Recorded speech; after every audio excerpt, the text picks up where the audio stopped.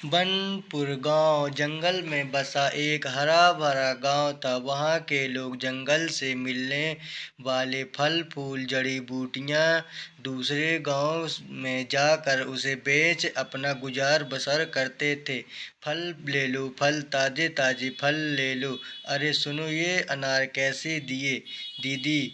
50 रुपए के 1 किलो, सीधे जंगल से लेकर आए हैं। हमारा जंगल हमारे लिए हमारा जीवन दाता है। बनपुर से हो क्या? हाँ दीदी, तुम लोग तो नसीब वाले हो जो इतने बढ़िया जंगल की तुम पे कृपा है।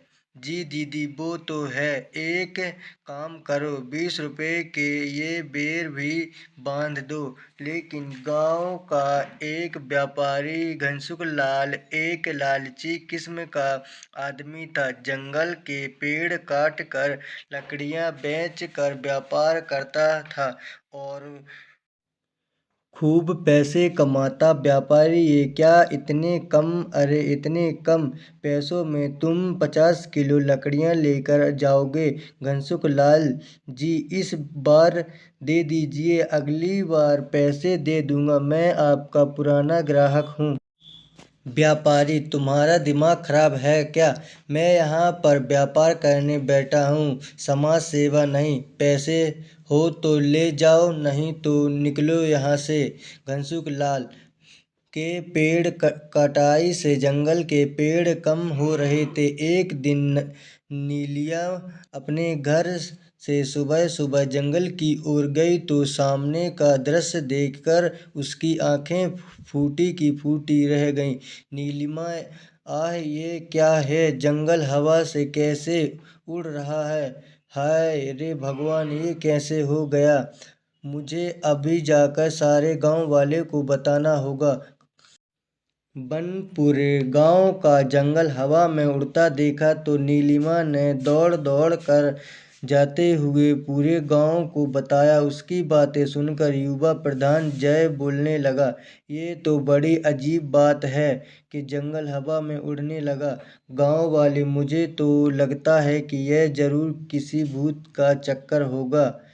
औरत नीलिमा, मुझे तो लगता है जरूर किसी ने हमारे जंगल पर काला जादू कर दिया है। अरे अगर इस तरह से जंगल हवा में उड़ेगा तो कैसे हम अपना गुजर बसर करेंगे? कैसे जाकर फल फूल तोड़ेंगे और उसे बेचेंगे? गांव वाले तो मर ही जाएंगे। अजय ने बीच में रोकते हुए कहा, नीलिमा दीदी, आप शांत रहिए, ऐसा कुछ नहीं है। मामला क्या है ये तो वहां जाकर ही पता चलेगा। गांव वाले, ना बाबा, हम तो वहां नहीं जाएंगे, हमें डर लगता है। सारे गांव वालों ने उड़ते हुए जंगल में जाने से मना कर दिया है, लेकिन अजय एक बहादुर और बड़ा पढ़ा लिखा लड़का था जो कि भूत प्रेत जैसी चीज़ों पर विश्वास नहीं करता था। अजय, मैं जाता हूँ, जाकर देखता हूँ मामला क्या है। नीलिमा, अरे जाओगे कैसे? जंगल तो हवा में उड़ रहा है। अजय, कुछ ना कुछ तो करना पड़ेगा।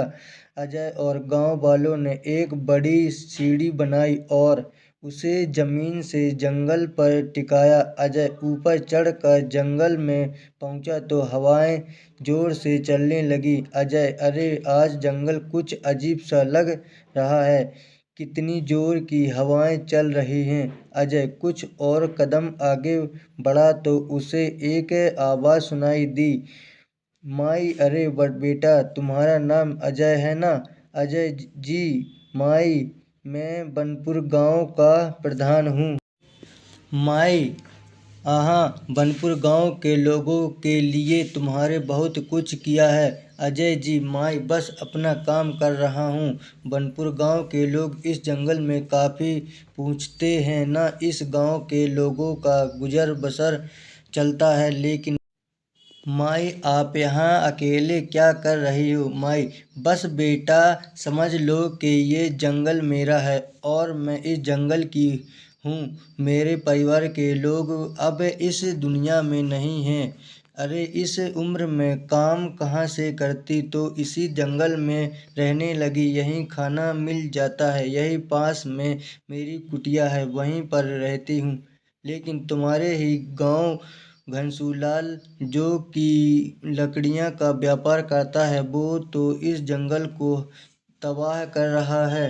अजय, वो तो है माई, अपने लकड़ियाँ के व्यापार के लिए वो पेड़ काट रहा है, लेकिन नए पौधों को लगा ही नहीं रहा है।